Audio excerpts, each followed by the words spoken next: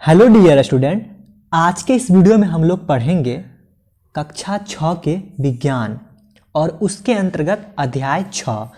क्योंकि पहला, दूसरा, तीसरा और चौथा एवं पांचवा सभी अध्याय को मैंने पहले ही पढ़ा चुका है, आपने देखा भी होगा।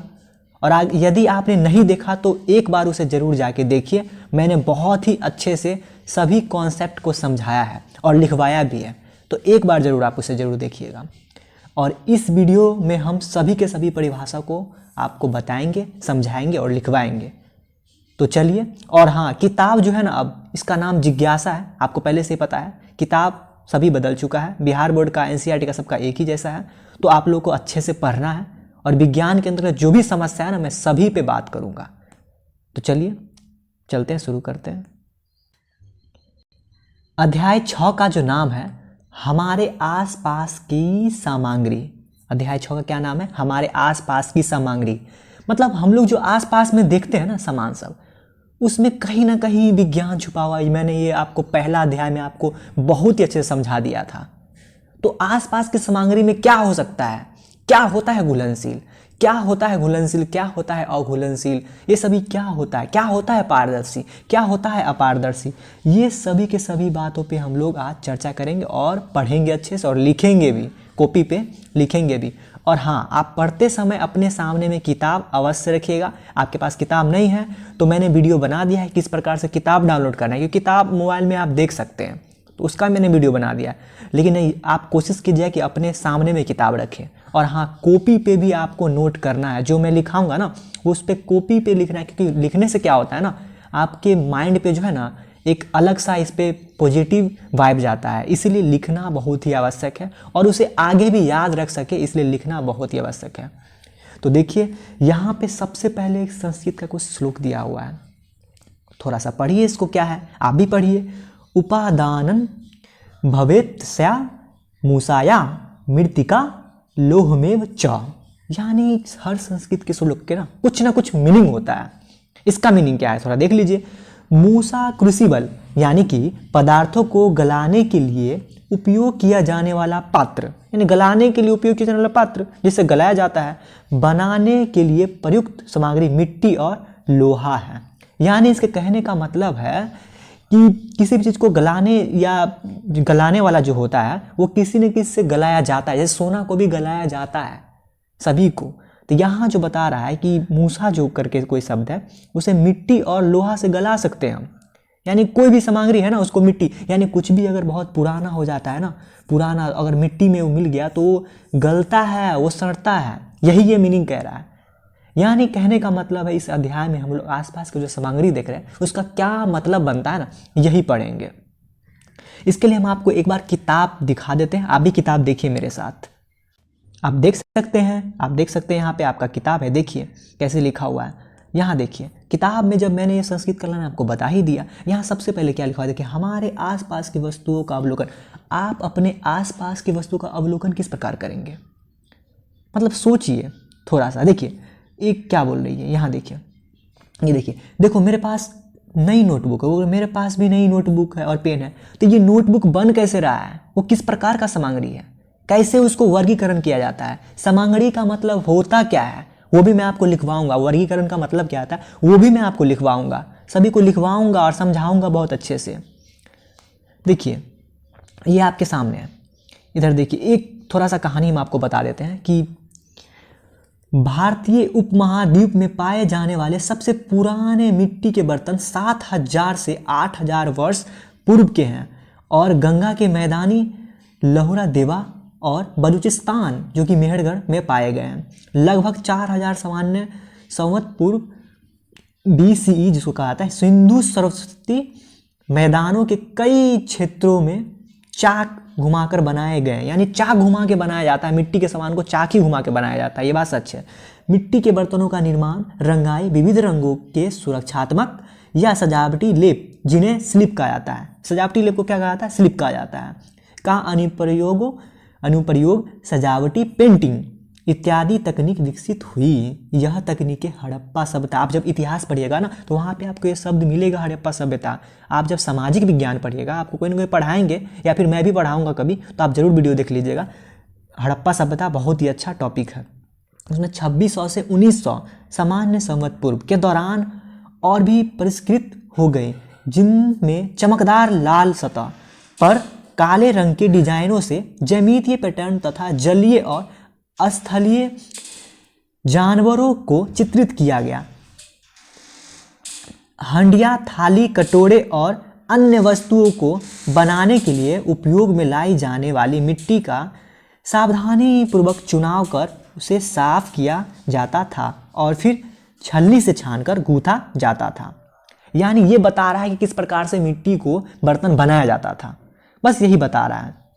और आगे देखिए क्या है, यहाँ देखिए, उसे एक घूमते पहिए पर आकार दिया जाता था, अंततः भट्टियों में पकाया जाता था। इस पक्की हुई मिट्टी को टेराकोटा कहते हैं, समझ गए? यानी कि मिट्टी को अच्छे से सान करके और उसको चाक पे डाला जाता था, और चाक पे डालने के बाद उसको घुमाया जाता था और उसमें फिर भट्टी में उसको पकाया जाता था। इसको क्या कहा जाता है? इस बने मिट्टी के बर्तन को क्या कहा जाता है? उसको कहा जाता है टेराकोटा। आपने टेराकोटा बहुत अच्छे समझ गया होगा। इन बर्तनों का उपयोग भोजन पकाने से लेकर अनाज, तेल, घी इत्यादि के भंडारण तक विभिन्न प्रयोजनों के लिए किया जाता था। कुछ बहुत बड़े भंडारण पात्र और मिट्टी के अन्य पात्रों का राष्ट्रीय संग्रहालय नई दिल्ली में प्रदर्शित किया गया है। यानी कि कहने का मतलब है कि इस मिट्टी के जो बर्तन बने होते थे, इसका उपयोग तरह तरह के इतिहास में होता था। आखिर ये कैसे बन जाता था? मैंने आपको पहला अध्याय में बता दिया था कि ये सभी चीज़ के बारे में अच्छे से जानकारी सिर्फ और सिर्फ विज्ञान में ही पता चलता है, यानी कि असली ज्ञान मतलब कि विज्ञान। ये मैंने पहला ही अध्याय में बता दिया था और आपने देखा भी था, आपको याद होगा। और हाँ, एक बात आपको बता दें कि राष्ट्रीय संग्रहालय, यहाँ देखिए, राष्ट्रीय संग्रहालय वो स्थान होता है ना जिसमें ऐतिहासिक पुराने से पुराने, नए से नए जो भी मतलब सभ्यता को बताने वाला चीज़ सब जो होता है, जो दिखाने वाला होता है, वो सभी संग्रहालय में जमा होता है, जिसको इंग्लिश में म्यूजियम भी कहा जाता है। हर जिला में, आपके जिला में म्यूजियम होगा, आप एक बार पता कीजिए अपने से बड़ों से कि म्यूजियम कहाँ है, हमें देखना है। वहाँ इतिहास के पुराने सभी के सभी बर्तन हो या फिर जो भी जानकारी जिनसे निकलता है वो सभी वहाँ पे रखा रहता है। बस यही था इसमें लिखा हुआ कि किस प्रकार से मिट्टी का उपयोग होता है। तो चलिए एक बार आपको अपने लिखवाते हैं कुछ, चलिए स्लाइड पे लेके चलते हैं। यानी यहाँ से आपने तो समझ गया है किस प्रकार से मिट्टी से बना सामान, किसको टेरा कहा जाता है, टेराकोटा किसको कहा जाता है, आपने समझ गया। यहाँ देखिए, आपको जो लिखना है ना, वो नहीं लिखना था, ये लिखना आपको। ये देखिए यहाँ से, सामग्री क्या होता है? सामग्री किसी वस्तु को बनाने के लिए उपयोग किए जाने वाले पदार्थ या पदार्थों का मिश्रण सामग्री कहलाता है। इसको आपको लिखना है आपके कॉपी पे, आप लिखिए इसको। सामग्री होता क्या, यहाँ देख रहे हैं आप, ये सब क्या है? बनाने के लिए, कोई भी वस्तु को बनाने के लिए, यानी कि ये कॉपी है ना, तो कॉपी किसी न किसी से बनता है। आप आगे पढ़िएगा कॉपी जो कैसे बनता है। यहाँ स्केल देख रहे हैं, स्केल प्लास्टिक से बनता है, और स्केल में क्या होता है? सेंटीमीटर होता है, इंच होता है। ये मैंने आपको ठीक पिछला अध्याय में बताया था, अध्याय 5 में आपको याद होगा, मैंने अच्छे से स्केल के बारे में बताया था, अच्छे समझाया भी था। तो सामग्री आपने जान गया। किसी वस्तु को बनाने के लिए उपयोग किए जाने वाले पदार्थ या पदार्थों का मिश्रण क्या कहलाता है? सामग्री कहलाता है। आपने अच्छे से जान गया। और इसी प्रकार से वर्गीकरण, मैंने बताया था कि आपको वर्गीकरण का मतलब क्या होता है? वर्गीकरण, वस्तुओं को समूहों में व्यवस्थित करने की विधि क्या कहलाती है? वर्गीकरण कहलाती है। मैंने आपको बताया था ना कि मैं वर्गीकरण की परिभाषा बताऊंगा और लिखवाऊंगा अभी। वर्गीकरण क्या है? मतलब कि समूहों में व्यवस्थित करना, यानी उसको अलग अलग करना। यानी कॉपी है तो कहाँ जाएगा? आपके थैला में, बैग में जाएगा। ये स्केल है तो कहाँ जाएगा? स्केल का एक बॉक्स होता है। ये गिलास कहाँ जाएगा? बर्तन स्टैंड में जाएगा। यानी इसको समूह करना क्या कहलाता है? व्यवस्थित करना क्या कहलाता है? वर्गीकरण। क्या कहलाता है? वर्गीकरण। यानी कि आपने सामग्री और वर्गीकरण अच्छे से समझ गया। ओके, देखिए अब दिखाते हैं आपको, जो आपको अब लिखना है ना। देखिए, आप आसपास में बहुत तरह के सामान देख रहे हैं, देखते होंगे। यहाँ पे देखिए, कांच का गिलास है, वो भी देखे होंगे। बटर पेपर है, इसमें थोड़ा सा जो है ना क्या धुंधला धुंधला दिखाई देता है। आपको नहीं पता है बटर पेपर क्या होता है, बड़े होएगा समझ जाएगा अच्छे से। अभी आप इसका फोटो देख लीजिए किस प्रकार का होता है। रबर तो आपने देखा ही होगा। फ्रॉस्टेड जो कांच होता है एक प्रकार का, मतलब कांच होता है जो आर पार जिसमें दिखता है। और लकड़ी का बोर्ड तो आपने देखा ही होगा, जब बेंच में लगा होता है, या फिर आपने कुर्सी, लकड़ी का कुर्सी देखा हो, या फिर टेबल बोल सकते हैं, और या चौकी, पलंग, ये सब देखते हैं क्या? लकड़ी का है, लकड़ी का बोर्ड का ही तो बना होता है। और खिड़की की कांच देख रहे हैं ना आप, ये कांच देख रहे हैं, इसमें कांच है, कांच लगा हुआ। ये ये सभी देखिए, ये आसपास आपने देखा है। तो इसमें से बहुत बड़ा एक किताब जो इस अध्याय को पढ़िएगा, जिसमें बहुत बढ़िया एक शब्द है जिसका नाम क्या है, पारदर्शी। क्या नाम है, पारदर्शी। क्या नाम है, पारदर्शी। एक बार और बोलिए, पारदर्शी। यानी ऐसे पदार्थ जिनके आर पार हम देख सकते हैं उसे क्या कहते हैं, पारदर्शी।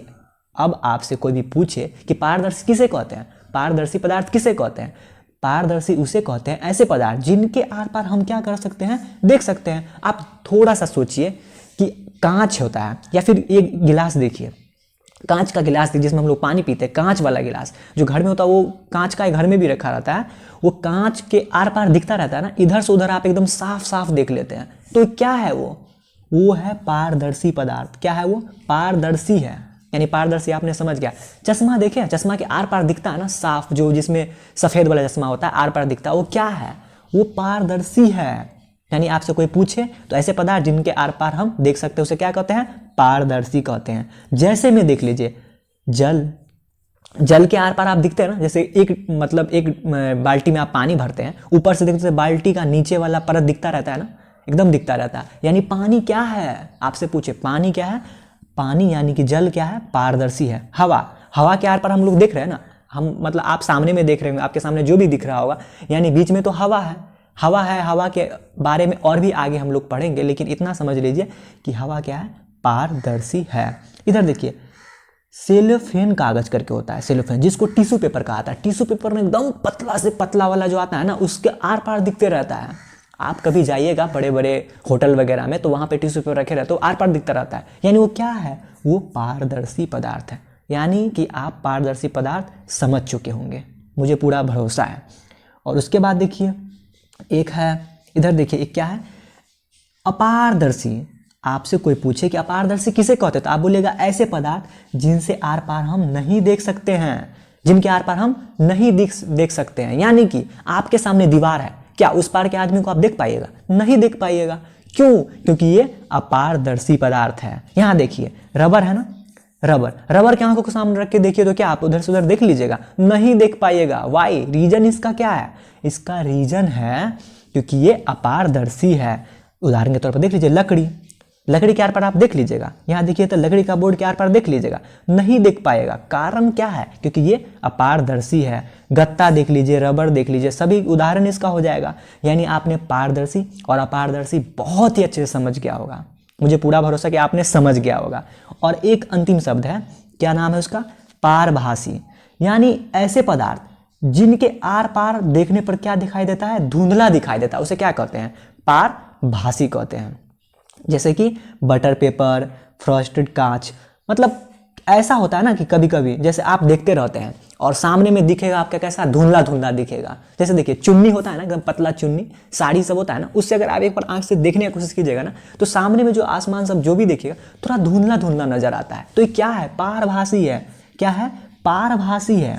फ्रॉस्टेड कांच जो होता है, यहाँ फ्रॉस्टेड कांच यहाँ पे दिख रहा है, देखिए यहाँ पे, ये है ना, ये फ्रॉस्टेड कांच है, ये फ्रॉस्टेड कांच, इससे आर पार देखिएगा ना आपको धुंधला धुंधला दिखेगा। तो क्या है ये, या फिर ऐसे सोचिए, एक पतला सा पेज है, पेज में जब तेल लग जाता है ना, तो आर पार देखिएगा तो आपको धुंधला धुंधला नजर आता है। यानी कि पारभासी इसी को कहा जाता है। तो आपने अभी जस्ट क्या क्या समझ गया है, पारदर्शी, अपारदर्शी और पारभासी, ये तीनों तो पक्का बहुत अच्छे से आपने समझ गया होगा। आपसे अगर आप कोई पूछेगा भी तो तुरंत आप उसे जवाब दीजिएगा कि पारदर्शी, अपारदर्शी और पारभासी क्या होता है, तुरंत जवाब दीजिएगा। और इस तीनों को ना आपको लिखना है, जी हाँ, इस तीनों को लिखना है। ये जो देख रहे हैं, ये तीनों को लिखना है। इसे और इसे आप लिखिए जी, इसको लिखना है आपको, अपने कॉपी पे लिखिए, क्योंकि लिखने से हम आपको पहले बताएं आगे तक याद रहेगा। क्योंकि ये हो सकता है कि आप वीडियो देख लिए, क्या पता भूल गए, तो इसे दोबारा देख लीजिएगा रिकॉल करने के लिए। इसलिए इस तीनों को लिखना है। और पहले भी बता दिया था किसको इसको लिखना है, किसको, इस दोनों को भी लिखना था और ये तीनों को, यानी ये 5 परिभाषाओं को आपको लिखना पड़ेगा कॉपी पे, तभी तो आप समझ पाइएगा ना। ओके, तो आप लिखिए इसको। और ये जो है ना, ये आपके किताब में से लिया गया है, ये मैं आपको कहीं दूसरा जगह से नहीं बताता हूँ, ये आपका किताब, आप एक बार देख लीजिए किताब भी। तो चलिए दिखाते हैं आपको किताब एक बार आप देख लीजिए। आप अपने सामने में किताब पलट के रखे रहिएगा, तभी तो समझाने में आसानी होगा ना। किताब आप रखिए अपने पास में। देखिए, ये आपके सामने किताब है, यहाँ आप देख सकते हैं ना, आपके सामने किताब है, आप देखिए। देखिए ये तस्वीर को मैंने आपको पहले बता दिया था। यहाँ देखिए, जो जरूरतमंद है ना मैं उसे बताऊंगा। यहाँ पे ये कहानी है, इसे समझना आपको है। आपको एक बार अपने से भी किताब को देखना है, क्योंकि मैं इसका जो मेन पॉइंट है ना वो एक एक आपको ऐसे समझाऊंगा ना कि आप कभी उसको कभी भूल नहीं पाइएगा। ऐसे समझाऊंगा मैं आपको। यहाँ देखिए,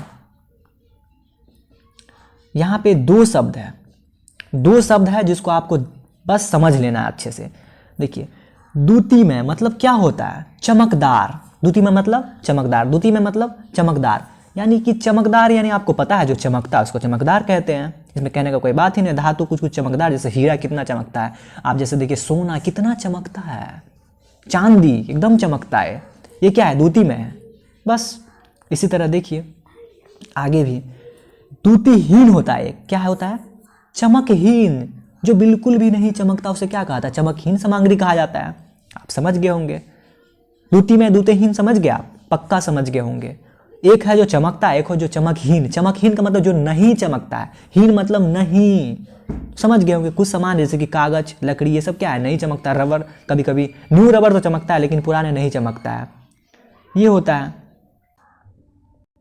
और एक और लाइन यहाँ पे आप अच्छे से देख सकते हैं। यहाँ देखिए क्या है, कौन सी सामग्रियाँ कठोर होती है? आपको अच्छे से पता होगा कठोर और नरम का मतलब क्या होता है। कठोर का मतलब क्या होता है?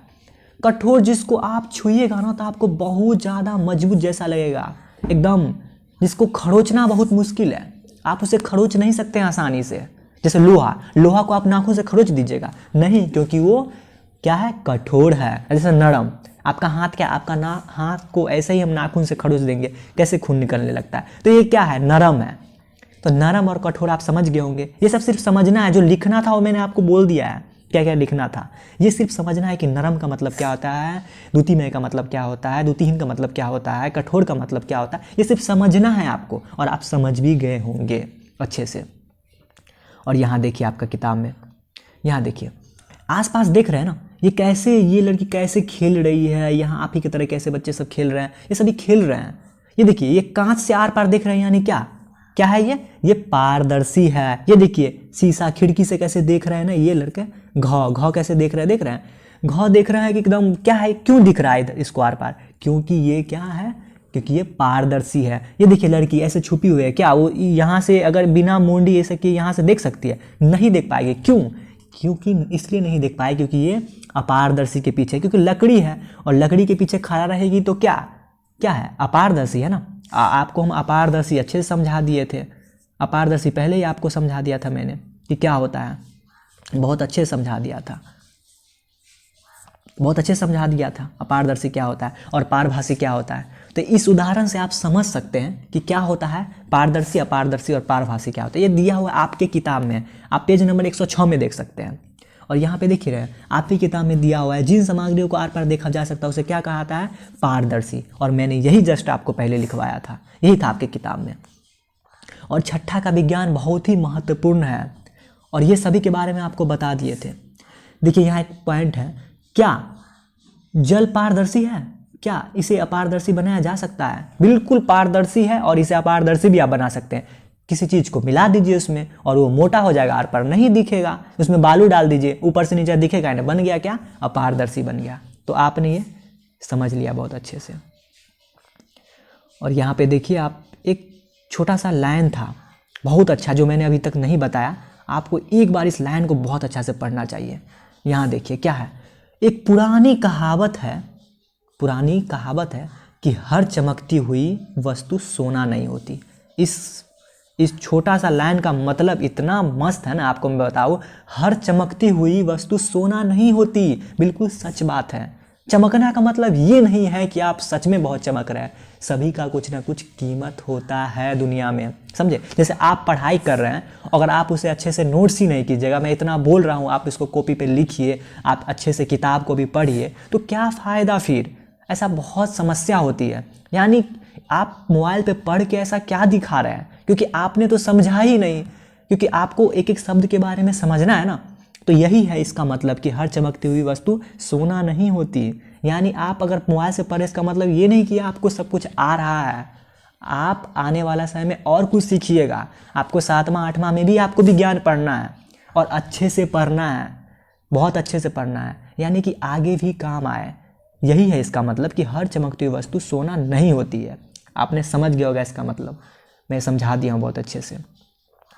और आपको पारदर्शी अपारदर्शी पारभासी तो बहुत अच्छे समझा ही दिया है।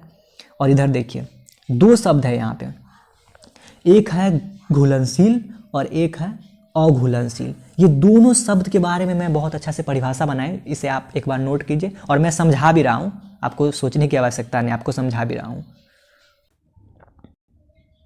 यहाँ देखिए क्या है, यहाँ देख रहे हैं जल में घुलनशील कैसे है। इसमें अगर नमक डाल देंगे तो क्या लग रहा है, ये मोटा हो जाएगा पानी? नहीं, इसमें मिल जाएगा। चीनी डालेंगे तो मिल जाएगा। तो यही है कि क्या होता है घुलनशील और क्या होता है अघुलनशील। यहाँ देखिए, ऐसा सामग्री मैंने आपको पहले ही बता दिया है, ऐसा सामग्री जो जल में घुल जाता है उसे क्या कहते हैं? घुलनशील। समझ गए आप? ये तो बहुत आसानी शब्द है कि ऐसा सामग्री जल में घुल जाए। यानी आप थोड़ा देर के लिए सोचिए कि चीनी को अगर पानी में डालेंगे तो घुल जाएगा ना, तो इसे क्या कहेंगे? चीनी क्या है? घुलनशील। नमक क्या है? घुलनशील। क्यों है? क्योंकि जल में ये घुल जाता है, इसलिए इसको क्या कहा जाता है? घुलनशील कहा जाता है। इसी तरह अघुलनशील है।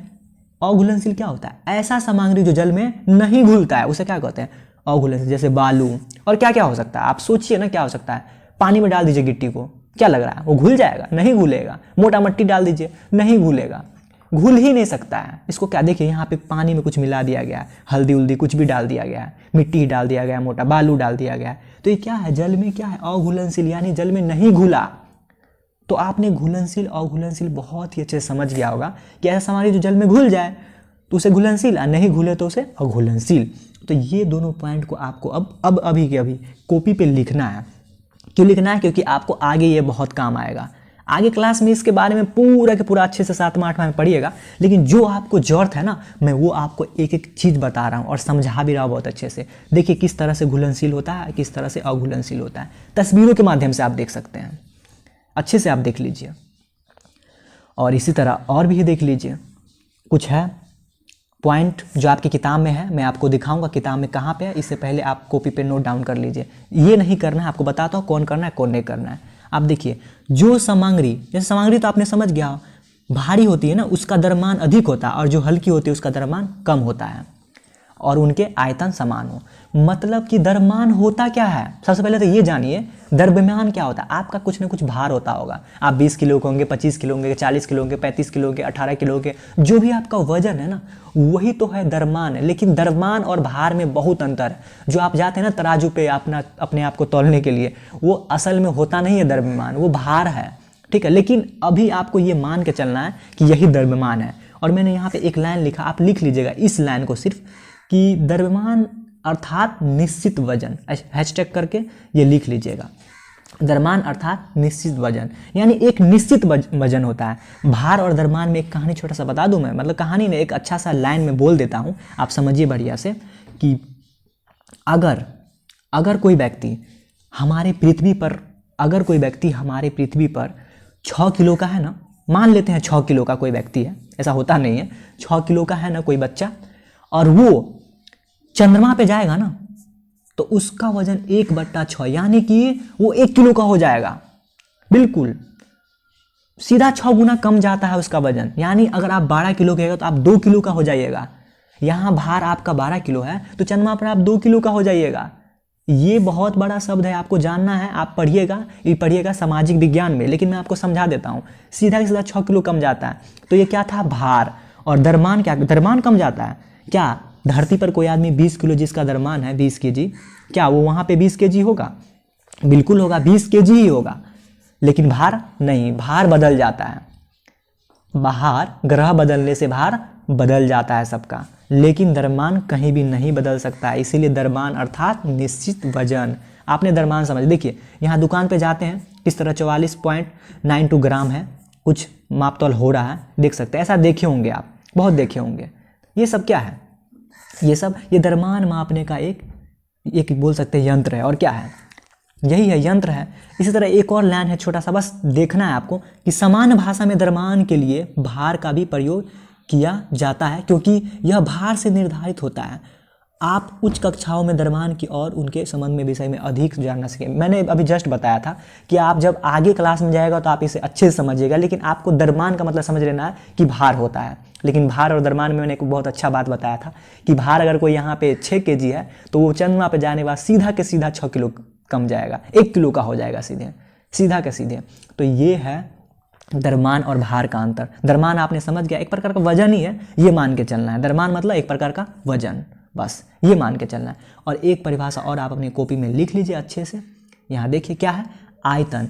आयतन क्या है, आयतन पदार्थ द्वारा घेरा गया स्थान को क्या कहते हैं, क्या कहते हैं, आयतन। यानी आप बैठे होंगे, बैठ के पढ़ रहे होंगे, आपका मोबाइल भी रखा होगा, तो मोबाइल जितना दूर जगह छेकता है ना, मतलब जितना जगह घेरता है ना, घेरा है ना, जो जगह घेरा है ना उसको क्या कहा जाता है, आयतन कहा जाता है। यानी देखिए ये गिलास के अंदर जितना पानी जगह घेरा है ना, वो उसका पानी क्या है, पानी का कुछ ना कुछ आयतन है। ये आप मोबाइल रखा हुआ है, यहाँ पे मोबाइल रखा हुआ है, मेरा मोबाइल या आपका मोबाइल जो होगा वो जितना जगह पे रखा होगा ना, वो क्या है, आयतन। तो आपने आयतन भी समझ गया। आपसे अगर कोई आयतन पूछे तो तुरंत उसको जवाब दीजिएगा आयतन। पदार्थ द्वारा घेरा गया स्थान को क्या कहते हैं, आयतन कहते हैं। एक शब्द होता है द्रव्य। क्या, द्रव्य। एक बार और बोले, क्या लिखा हुआ है, क्या है यहाँ देखिए लिखा हुआ है द्रव्य। द्रव्य यानी कोई भी वस्तु जो स्थान घेरती है और द्रव्यमान रखती है उसे क्या कहते हैं, द्रव्य। जो स्थान घेरे, यानी आपका मोबाइल स्थान घेरा, हाँ घेरा, मतलब स्थान तो कुछ ना कुछ वहाँ पे रखा है, तो वो कुछ ना कुछ स्थान घेरा है, तो उसे क्या कहेंगे, द्रव्य कहेंगे। और उसका कुछ ना कुछ द्रव्यमान होगा। यानी कि आपका मोबाइल, अगर आप उसको जाइएगा मोबाइल को वजन करवाने के लिए, तो कुछ ना कुछ तो वजन होगा। तो जो स्थान घेरे जिसमें कुछ ना कुछ वजन, उसे क्या कहते हैं, द्रव्य। तो यानी अगर आपसे कोई पूछे कि द्रव्य क्या होता है, तो कोई भी वस्तु जो स्थान घेरती है और द्रव्यमान रखती है उसे क्या कहते हैं, द्रव्य। तो आपको यहाँ पे 3 लिखना है, एक ये बस इतना ही दूर, 1 2 3, ये तीनों को अच्छे से अपने कॉपी में लिखना है, यहाँ तक आपको लिखना है। और देखिए आपको किताब में भी दिखा देते हैं, यहाँ आप किताब में देख सकते हैं, दिख रहा है यहाँ पे, ये सभी के बारे में बता दिया मैंने। घुलनशील क्या होता है, घुलनशील क्या होता है। यहाँ देखिए एक बहुत अच्छा सा है जो आपको जानना चाहिए, ORS का घोल। कभी कभी जो है ना हमें मतलब पेट में जैसे लगता है गैस बन रहा है, पेट में अजीब अपच जैसा होता रहता है, तो उस समय क्या पिया जाता है पता है, ORS का घोल। वो मिलता है 10-15 रुपये का, जो भी रुपये का मिलता है, दुकान में मिलता है ORS। वो आप अपने घर पे भी बना सकते हैं। जी हाँ, ORS का घोल अपने घर पे बना सकते हैं। ORS का फुल फॉर्म क्या होता है, सबसे पहले तो ये जानिए ORS का फुल फॉर्म क्या था। ORS लिखा होता है, पीने वाला होता है एक ORS घोल। अब अपने से बड़े से पूछेगा ORS का मतलब क्या होता है, कब उसका इस्तेमाल हो, तो आपको अच्छे से बताएंगे। लेकिन मैं भी बता ही दिया हूँ कि पेट में जैसे अपच जैसा महसूस होता है, गैस वैस बनता, मतलब अजीब मन करता है, तो उस समय किसका उपयोग किया जाता है, ORS का। ORS का मतलब क्या आता है, ओरल रिहाइड्रेशन सॉल्यूशन। ORS का O का मतलब ओरल, R का मतलब रिहाइड्रेशन। ये आपकी किताब में लिखा हुआ, आप चाहे तो वीडियो को रोक के इसका फुल फॉर्म आप कहीं पे लिख लीजिए, कहीं पे भी लिख लीजिए ORS, ऐसे ORS लिख दीजिए, यहाँ पे ऐसे तीर लगा के लिख लीजिए ओरल रिहाइड्रेशन सॉल्यूशन। देखिए यहाँ लिखा हुआ है, आप देख सकते हैं यहाँ पे लिखा हुआ है। यानी ORS का उपयोग दस्त, या यानी कि दस्त का मतलब होता है पेट में जब अपच हो तो आपको दस्त होता है, मतलब होता है जब समस्या होता है तो, चाहे या फिर अन्य रोगों में पानी की कमी के उपचार के लिए किया जाता है। ये ORS पैकेट प्राथमिक स्वास्थ्य केंद्रों और बाजार में भी उपलब्ध होते हैं। प्रत्येक पैकेट को 1 लीटर जल में घोलकर उपयोग किया जाता है। यदि उपलब्ध नहीं है तो उबालकर ठंडे किए गए 1 लीटर में 6 चम्मच चीनी, 1 लीटर पानी में 6 चम्मच चीनी, आधा चम्मच नमक मिलाकर ORS घोल तैयार किया जाता है। यानी 1 गिलास पानी में थोड़ा सा चीनी, थोड़ा सा नमक मिला देंगे और उसे अपने समय तक छोड़ देंगे ना, थोड़ा देर तक छोड़ देंगे, तो वो बन जाएगा ORS का घोल। और ये ORS का घोल पीने से हमारा पेट साफ रहता है। ओके, आप समझ गए होंगे। ये गर्मी के समय में बहुत ज़्यादा समस्या होता है। आप ORS का घोल आप जब बड़े होगा तो खुद ही बना लीजिएगा। अभी आपको समझ लेना है कि ORS क्या होता है, ORS का उपयोग कहाँ होता है। ORS आपने समझ गया होगा, आशा करता हूँ। और देखिए यहाँ एक लड़की सोच रही है, एक लड़का भी सोच रहा है कि क्या तेल, सिरका, शहद जैसे द्रव्य में घुल जाते हैं। सही में घुल जाते हैं। तेल, सिरका, शहद जैसे तेल, क्या तेल में सभी तेल देखे होंगे आप, जब 1 गिलास पानी लीजिएगा उसमें तेल डालिएगा, तेल ऊपर की तरफ तैरने लगते हैं, तो यही है। नो, बिल्कुल भी नहीं तैर, मतलब नहीं घुल पाते हैं। घुलनशील आपको बता ही दिया, जल में घुलनशील होते हैं उसे क्या कहते हैं, घुलनशील। जो जल में घुल जाते हैं उसे क्या कहते हैं, घुलनशील। तेल क्या है, बिल्कुल भी घुलनशील नहीं है, वो ऊपर ऊपर तैरते रहते हैं तेल। और यहाँ देखिए एक लाइन लड़की जो बोल रही है, जल में विद्यमान गैसों के विषय में क्या कह सकते हैं। जल में, यानी कि जल में क्या होता है, पानी में ऑक्सीजन होता है। क्या, पानी में ऑक्सीजन होता है, और वही ऑक्सीजन को मछली लेती है। पानी में क्या मिला होता है, ऑक्सीजन, यानी ऑक्सीजन क्या है, घुलनशील। आपसे अगर कोई पूछे ऑक्सीजन क्या है, ऑक्सीजन क्या है, ऑक्सीजन क्या है, ऑक्सीजन क्या है, जल में घुलनशील पदार्थ है, मतलब पदार्थ नहीं, गैस है। ओके, जल में घुलनशील, यहाँ लिखा भी हुआ है। आप जब किताब पढ़िएगा तो आपको मिलेगा, लेकिन मैं बता दे रहा हूँ, हर कुछ को लिखवाना संभव नहीं है, इसलिए आपको समझना चाहिए। ऑक्सीजन गैस जल में घुल जाती है, बिल्कुल बात सही है, मैंने अभी जस्ट आपको बताया, यही आपकी किताब में लिखा हुआ।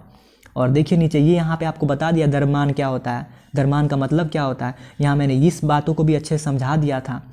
और देखिए आगे यहाँ गिलास में देखिए किस तरह मतलब आयतन जो उसका स्थान घेरता है, आप ये भी समझ गए थे कि आयतन क्या होता है।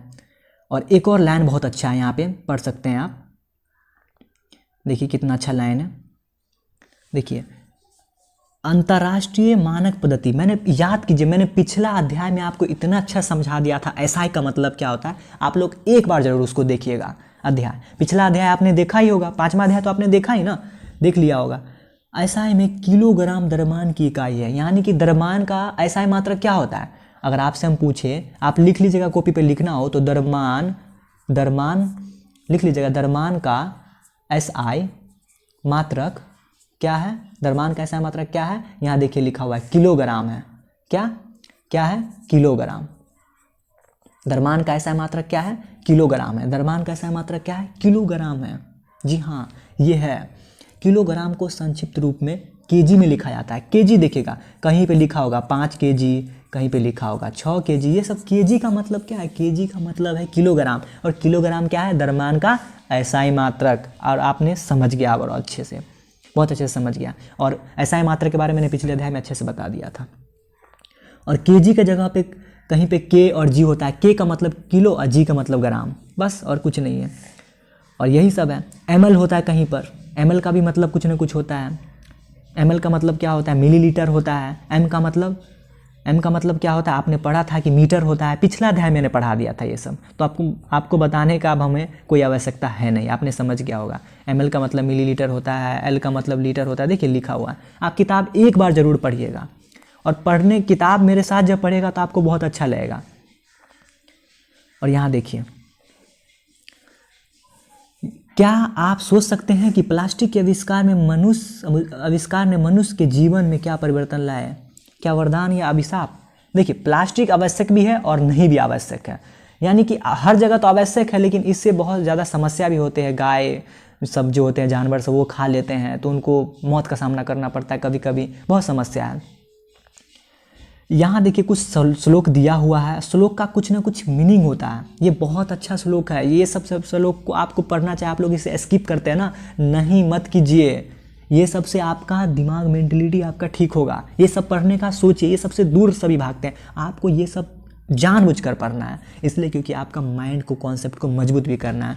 प्राचीन भारत में ऐसी ही वर्गीकरण प्रणाली विद्यमान थी। आयुर्वेद मतलब जो वेद, मतलब आयुर्वेद जो भी होते हैं, जो डॉक्टर सब जैसे होते हैं ना, उसी तरह आयुर्वेदिक भी होते हैं। आयुर्वेद मतलब जो दवाई हम लोग का बनता है ना, वहीं से बनता है। भारतीय चिकित्सा पद्धतियों में एक है, उनमें भौतिक पदार्थों को समूह में बांटने की एक प्रणाली है।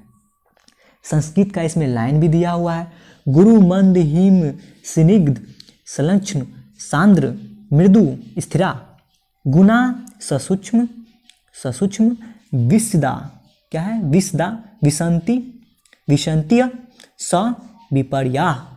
यानी कि इस श्लोक में यथार्थ रूप में 20 गुणों, विपरीत गुणों के 10 जोड़े के बारे में बताया गया, जिनका उपयोग आयुर्वेद में सभी भौतिक उपचार पदार्थों का वर्णन करने के लिए किया जाता है। इन गुणों का उपयोग सभी जीवित प्रणालियों, पौधे, जंतु एवं मनुष्य, पर्यावरण और जीवन का वर्णन करने के लिए किया जाता है। यानी संस्कृत के श्लोक का बहुत ज़्यादा मतलब होता है, मैंने पहले ही बता दिया अच्छे से। उसका विज्ञान में भी बहुत ज़्यादा प्रभाव है, और ये देख सकते हैं उनका क्या क्या है, जितना शब्द है उनका कुछ ना कुछ मतलब है। यानी आपने तो समझ ही गया होगा कि किस प्रकार से संस्कृत का हर श्लोक का कुछ ना कुछ मतलब होता है। यहाँ देख रहे हैं, गुरु का मतलब भारी है, मंद का मतलब धीमा है, मतलब हर कुछ का। हिम का मतलब ठंडा है, स्निग्ध का मतलब चिकना है, श्लेष्म का मतलब मुलायम है, सांद्र का मतलब ठोस है। ये सभी आप लोग पढ़ लीजिएगा, अच्छे से पढ़ लीजिएगा, अपने तरफ से पढ़ लीजिएगा। और इस वीडियो के माध्यम से मैंने वर्गीकरण के बारे में अच्छे से बता दिया, कठोर के बारे में अच्छे से बता दिया, घुलनशील के बारे में बहुत अच्छे से, द्युतिमय का मतलब बता दिया, द्रव्यमान का मतलब बता दिया, सामग्री का मतलब बता दिया, द्रव्य का मतलब बता दिया, द्युतिहीन का मतलब बता दिया, अपारदर्शी को बहुत अच्छे से समझाया, नरम या कोमल क्या होता है वो भी मैंने बता दिया, कठोर के बारे में बता दिया, घुलनशील क्या होता है ये भी बताया, पारभासी को मैंने अच्छे से बताया, समझाया, लिखवाया, और पारदर्शी भी अच्छे से बताया, आयतन को मैंने लिखवाया। यानी ये शब्द के सभी के बारे में मैंने आपको परिभाषा लिखवा दिया है, कॉपी में आपके लिखे होने चाहिए और आपने समझ भी गए होंगे बहुत अच्छे से। और देखिए यहाँ पे कुछ मुख्य बिंदु है जो कि आपको पढ़ना है। मैं इसे बिल्कुल नहीं पढ़ाता हूँ, कोई भी वीडियो में नहीं पढ़ाता हूँ। क्यों नहीं पढ़ाता? क्योंकि मैंने इतना जो बोला है ना और इतना जो लिखवाया है ना, जो भी, वो कहीं ना कहीं इसी में से ही रहता है, कहीं ना कहीं इसी में। जैसे वर्गीकरण क्या होता है कि वर्गीकरण किसे कहा जाता है, ये मैंने आपको पहले लिखवा दिया है। तो आपको ये पढ़ना अपने तरफ से है, ये हमें पढ़ना। नरम, गरम, मतलब कठोर का ऐसा अर्थ क्या होता है ये मैंने आपको पहले ही बता दिया है, अच्छे से समझा दिया है सभी के बारे में क्या होता है। देखिए द्रव्यमान का मतलब क्या होता है, द्रव्य का मतलब क्या होता है, मैंने अच्छे से बता दिया, तो आप अच्छे से समझ गए होंगे, आशा करते हैं। और यहाँ देखिए कुछ सवाल होगा, प्रश्न होगा, प्रश्न है, इसमें आपको प्रश्न बनाना है। यहाँ देखिए शब्दों को कोई संबंध है उसे तीर द्वारा समझाए, मतलब दिखाएं, दर्शाएं, आपको ढूंढना है इसमें किसी न किसी से क्या संबंध। यानी पारदर्शी है, पारदर्शी क्या है, इसमें से कांच है, तो यहाँ से तीर यहाँ लगाएगा, इस तरह से बनाएगा, आप बना लीजिएगा। प्रश्न बनाने में कोई समस्या नहीं। पारदर्शी इसमें से कौन है, अपारदर्शी कौन है, यही सब है, और समझने का कोई भी आवश्यकता नहीं, आपसे बन जाएगा, सभी के सभी प्रश्न बन जाएगा। बनाने का कोशिश कीजिएगा। और हाँ, आपको वीडियो कैसा लगा? वीडियो बहुत अच्छा लगा तो वीडियो में हमारे चैनल पर जाके आपको सब्सक्राइब करना है, हमारे चैनल को सब्सक्राइब कर देना है अच्छे से, और वीडियो को लाइक कर दीजिएगा। अगर वीडियो आपको बहुत अच्छा लगा ना तो आप एक बार वीडियो को लाइक कर दीजिए, और हमारे जितने भी पिछले वाले वीडियो सभी देखिए, और आगे जो भी वीडियो अध्याय है सभी अध्याय को आप अच्छे से पढ़िए, क्योंकि विज्ञान बहुत ही महत्वपूर्ण है, असली ज्ञान मतलब विज्ञान। और आशा करते हैं आपको वीडियो बहुत पसंद आया होगा। धन्यवाद।